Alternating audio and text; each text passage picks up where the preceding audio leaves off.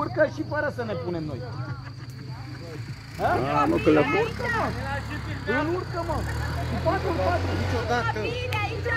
Nu e muta, mă, că n-ajunge el acolo. Dă-te la o parte, dă-te la o parte. Că ajunge acolo. Cu 4-4. Nu urcă, mă, ești nebun, tu nu vezi cum e panta, îl dă peste cap. Eu așa zic. Îl urcă. Hai nebunie, sari cum trebuie!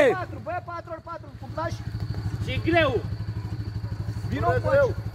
Vino până lângă ea cu botul. Bă, ușor, dai tare în el.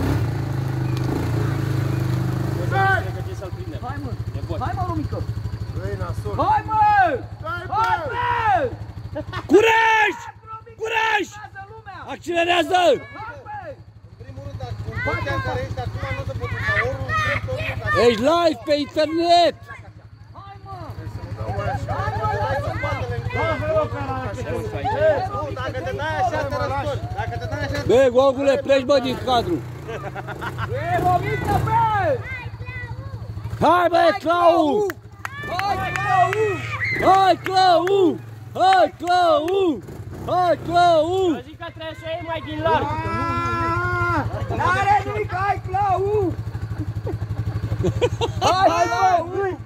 Hai, Clau! Hai că consum memoria degeaba! Ușor! 4x4, lași! acum urc. Gata, lasă! Lasă-mă! Bă, mă, că până aici cu botul ajunge să-l ține. Ușor, Clau, ușor, hai!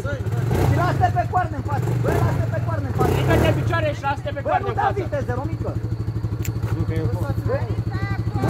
Urcă-te pe coarne, te lași pe coarne în față pe el, bravo, lasă-te pe coarne și hai!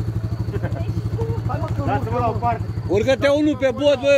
Mă, nu vrem de care. Unul pe portbagaj, hai! Hai ușor! Romică, ușor! Hai, bă! Bravo!